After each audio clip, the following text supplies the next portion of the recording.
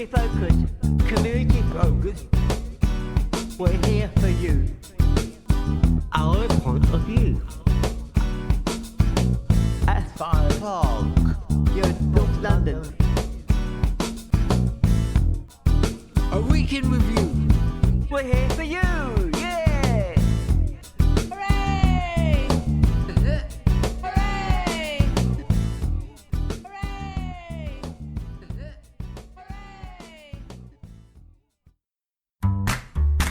Community Focus is an art centre for children and adults with disabilities. We are based in the Borough of Barnet, North London, and offer a selection of creative and well-being activities for all ages. In the room we have Babak, Carol, Philip. Gila, Amia, Jonathan. And Maria.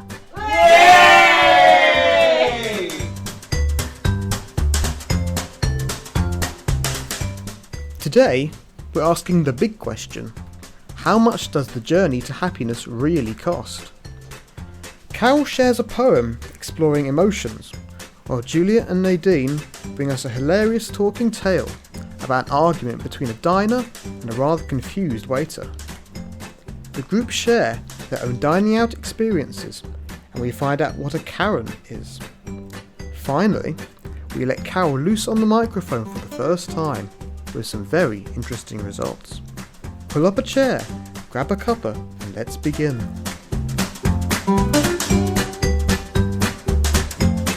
Today's topic is, how much does the journey to happiness cost?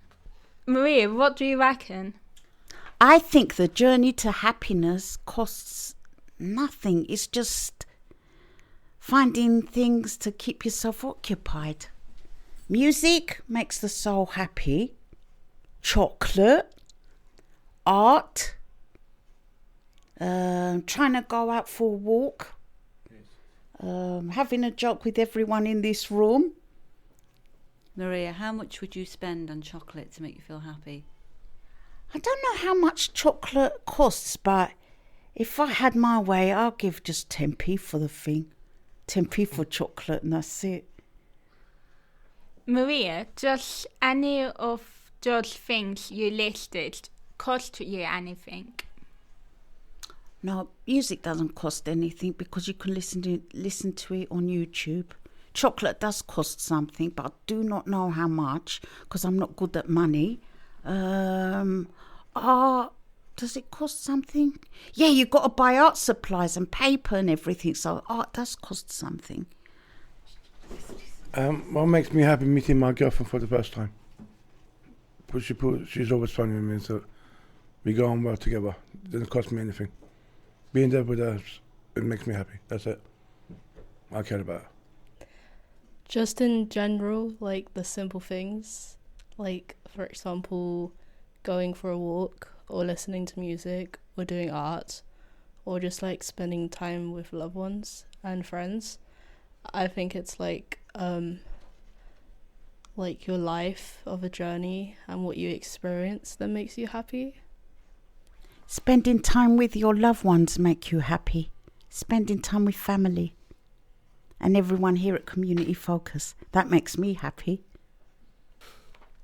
I feel happy when I'm with people because if I'm on my own, I do get a bit bored, but I do my research or puzzle books, do my games as well on my iPad.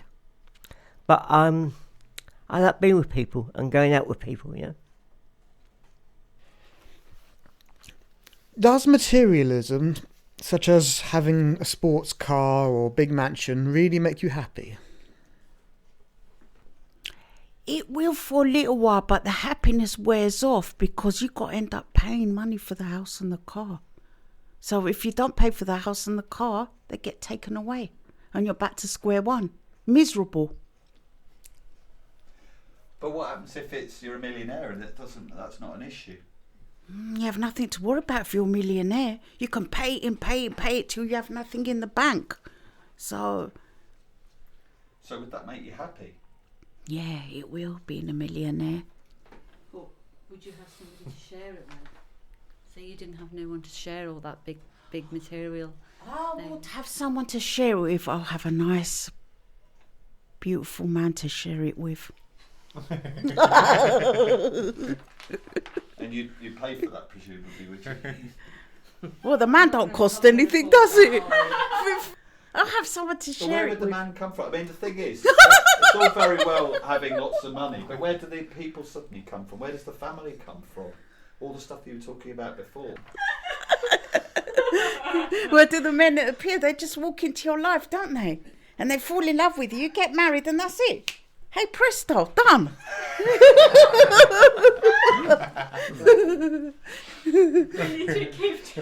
Jonathan, is this your experience? You click your fingers. Oh, Jonathan. Jonathan, you click your fingers and say, hey, presto. Is that how it works?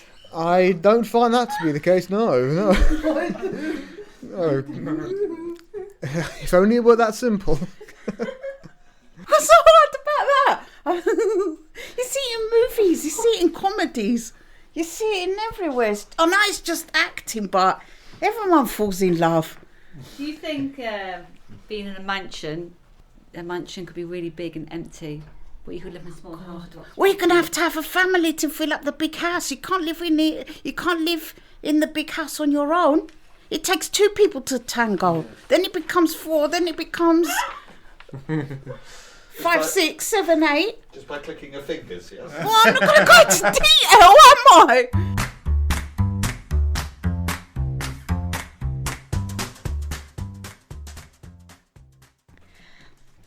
I don't think it costs anything to be happy. I'm happy in who I am, and if I want changes, then I will ask my parents, like if I want to live by myself, or if I want to cook a meal or something like that, then I will ask my parents to help me. But I am happy who I am. I am happy how I've become, because at a young age, I didn't speak at all, and other things. So I had to use Makaton, and then I spoke around 2.5. I can't remember what the age was, but I'm just happy and proud of how I've become this woman. And sometimes it's really difficult to be happy, but then I find a way of becoming happy. So messaging my friends, going out for walks, mostly to buy things, but mostly to get out of the house, because if I'm in the house too much, I get a bit bored and a bit like, what do I do? So I go out, I go for walks, not that far. Also, just being with people makes me happy. I actually agree with Gila. Like, being yourself and being who you are is like a real joy, real happiness, and being around people. And you don't need too much material stuff to make yourself happy. You just like spend your money wisely on what you have, or have gifts given to you. But just like in general, be grateful for life, because like life is short and anything could happen. So yeah. It's like if you go out and you see something and you want to buy it, it's like a fixation, isn't it? Yes. But if I don't buy anything, my mum says you can't have it. I'm in really bad mood for days. So if I can't have something I want, just think about there's people that can't have the things that I got in the world. You know, there's people worse off than us, isn't there? So I think we've got to be grateful for what we have and what we don't have. You know? Phil, would you be happy if they took the bacon frazzles away? I wouldn't mind. I wouldn't mind, but You blooming liar. You said to me a few weeks ago, you went into Sainsbury's and you were furious because somebody had moved the bacon frazzles. yeah, And you were absolutely furious. And now you're saying you wouldn't mind. Phil, what would you do if they banded bacon frazzles and hamburgs? I have to think about that one. I'm not really sure. I'm not really sure. I would be a bit disappointed, but I'll have to find something else, won't I? You're too nice. Yeah, I am too nice. Yeah. But what do bacon frazzles and humbugs do for you? How do they make you happy? They don't do nothing, but I wasn't allowed to I wasn't allowed to choose what I want to eat, or when I was at home, my mum. I wasn't allowed to have freedom. I couldn't go out on my own. But I wasn't allowed to have many friends at all. But now, I've got freedom. I've got people that love me and care about me. And that video I made about my last story on YouTube, I've got over 40,000 views on it or more. Frazzles and humbugs are my choice. No one else's. So there. And I suppose it brings us down to simple things in life makes us happy. A simple. So you think I'm simple because I'm eating humbugs and bacon frazzles? No, the simple things in life. The simple things in life make me happy, you know? Yeah, that's what I'm saying. Yeah. Things She wasn't saying you were simple. Not Such at a all. funny question. Yeah. The bacon frazzles is the easier part, but when you said humbugs, I thought you meant bugs, creepy crawlies. No, humbugs. The sweets, you.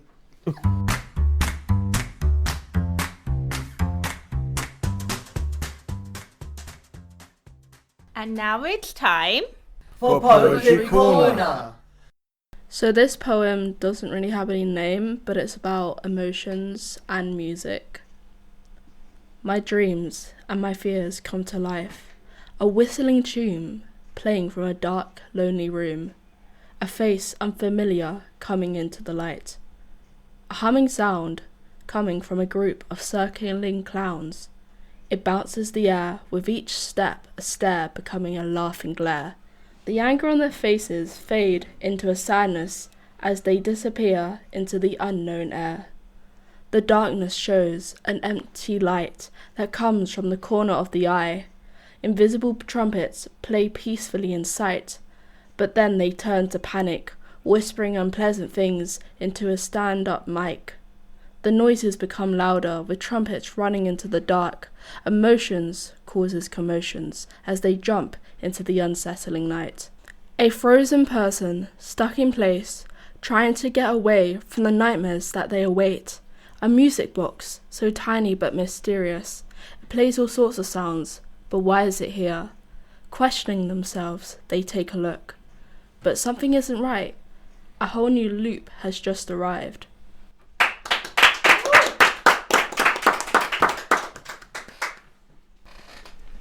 So Carol, where did that poem come from?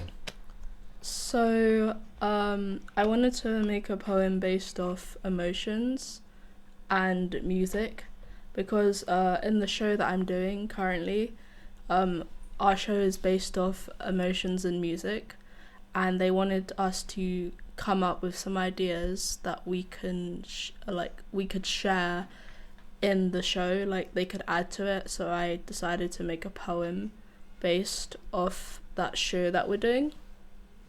I think Carol reads well, because if I was to read something like that, I'd probably get the words all tongue twisted and get nervous and everything. Well done, Carol. Give her another clap.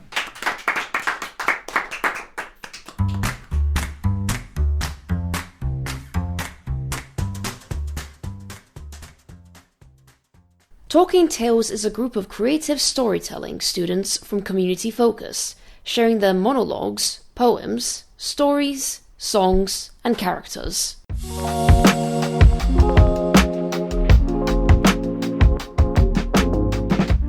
I am the customer and she's the waitress. And she comes to the restaurant and I'm very unhelpful, and we'll show you what happens. Ah. Oh. Oh, madam, come through. You can see it's very crowded here tonight, so you may have to wait 20 minutes, maybe half an hour. But it's too long to wait. Oh, sorry, but you still have visual. That table's taken.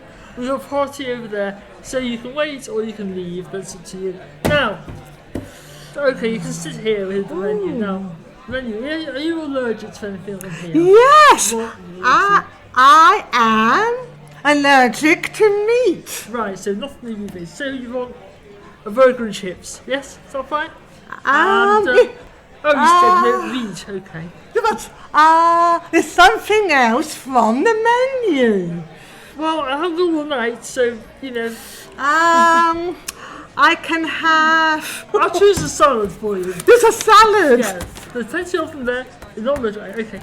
Oh, now, I have to go to the other side of the restaurant. There's people over there. I'll be back in 10 minutes, 5 minutes, and you can choose something. I'll be back when I've got a minute.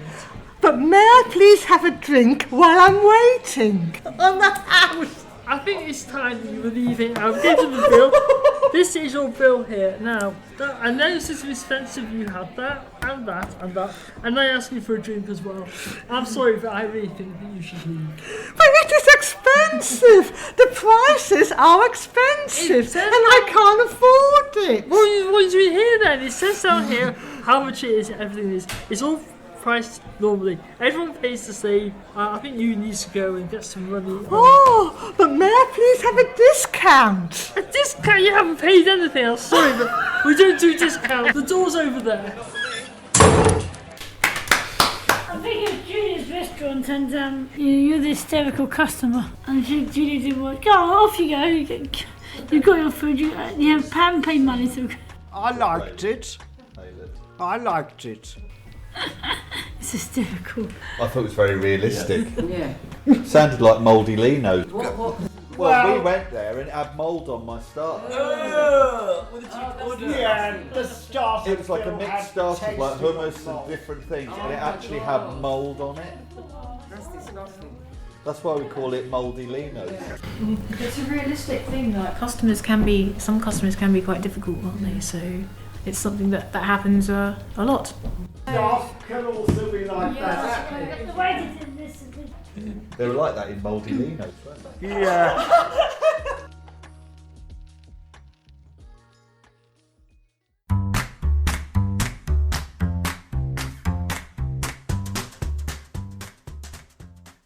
So guys, after listening to that, has anybody experienced something quite similar when they've been treated quite badly? Made you feel uncomfortable or told to leave? I went to a restaurant once, it's near Astor where I live, and we ordered chicken, and my mum ate it, and we all had to get up and leave because I tell you our stomachs were hurting. I think the chicken weren't cooked properly. When I went home I didn't feel quite right, nor did my mum. Oh, it was horrible. It was like raw chicken. Oh, it's disgusting. Don't go to it. It's near Astor in somewhere in Southgate. Just don't go to it. Look, please. This happened like a couple of years ago. So we went to the pub in our local area, and I was with my family at the time, and my dad ordered, we ordered our meals, and our dad gave it to the person at the bar, and there was a lot of people at the time, and we ordered first before the other people came, and our food, it took ages for the food to come, and my dad got frustrated because he had to actually go up to where they served the food area. He had to actually confront them and say, "Excuse me, we've been waiting for like almost an hour for our food." And they started arguing back and forth, the people behind, and my dad was getting really angry. because like we've obviously been waiting for our food, and there are people after us, they got their food but we didn't get our food. And with your same situation, when the chefs were starting to blame us, I don't remember the reason why they blamed us, but my dad got frustrated because of that, and eventually we got like a free, like we got a like, I think we got a refund, or we got like a free side, like a free meal on the side of that. And yeah, because the chefs were blaming our family because of the incident. Because like, and also the food was sitting on the side and it went cold, and it was, you know, it was like, at the time I felt kind of like, I was like a little bit annoyed because the food took ages, and a bit embarrassed because of like, I think there have been some instances in the past, not for a while, but there have been. Issues with food have arisen, and when we would complain, we did get a bit of an attitude from the staff. And for me personally, I'm a bit of a meek person, and I'm not exactly the best at asserting myself, and so my dad ends up being the one to do it. Unfortunately, when my dad is dealing with staff that are rude, he definitely doesn't take it. And when my dad starts arguing with them, I just want everything to be just over with as quickly as possible, and just everything just be as calm as it can be, you know. I just want the whole situation to be just... I just want it to all simmer down, you know. I just want it to just be extinguished, you know, in any way possible, because it's just very stress-inducing when a scene is happening. You know what? That's really sad, because you go out to enjoy yourself, to switch off and have family time together or with friends, and if something's not right in a restaurant, you should feel like you should be able to tell somebody, and they should understand that, respect that, be as calm as possible and replace. Not to have a scene and to make people feel so uncomfortable they have to leave. It's shocking and disgusting. Unless you're a Karen. What did you just say? Carrot. Unless you're a carrot. Is that what you just said? Karen. All Karens do.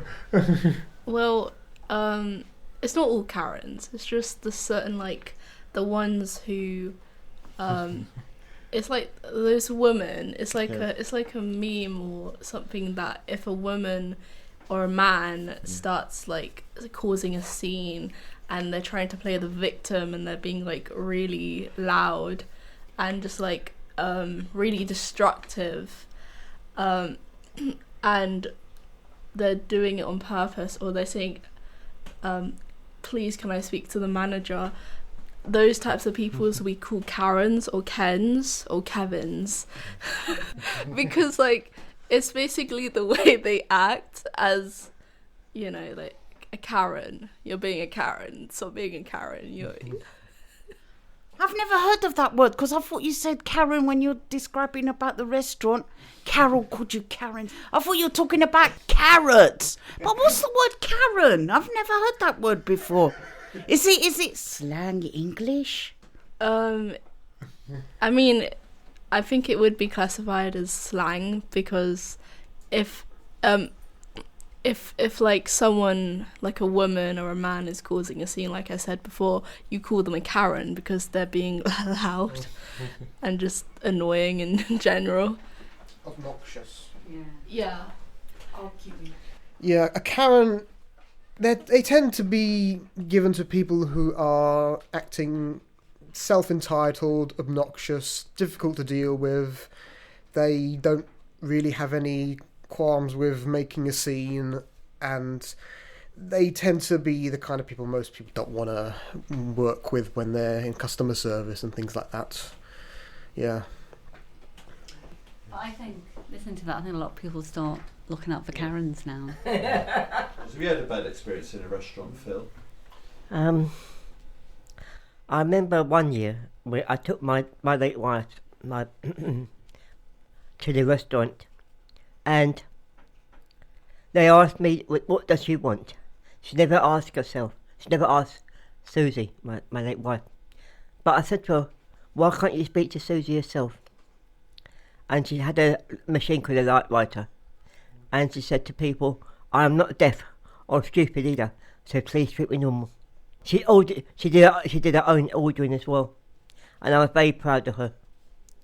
Because it's a people's attitude towards disabled people I don't understand. I don't like, you know what I mean? She felt embarrassed. It made her feel embarrassed. But I said to her, one day they might be behind their back. I said to them, one day you might be disabled yourself.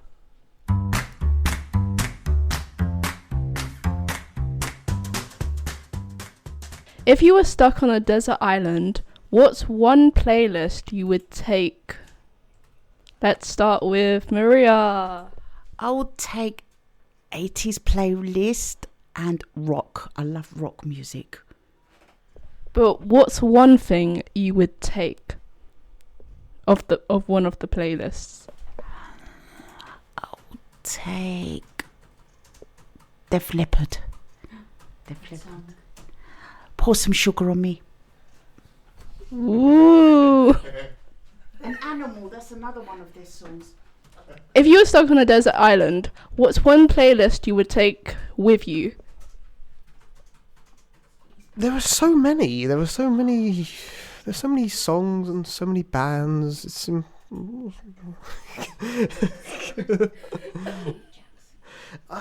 just a really difficult question, you know, because you think when you come up with one, you then think, was that one, or do I want to have another? You know, just trying to think of something definitive is difficult. I don't know. It's just tough to find like an answer that you're happy with, you know. Okay, would you like to ask Amir the question? So Amir, if you were stranded on a desert island, what song would you like to bring with you to listen to? Take that. What did Amir say? Take that. Take that. I've got a good selection of songs. Sometimes I listen to them.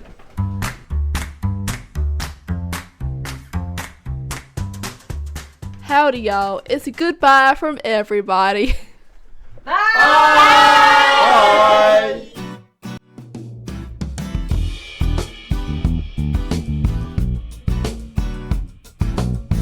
Community focus. We're here for you.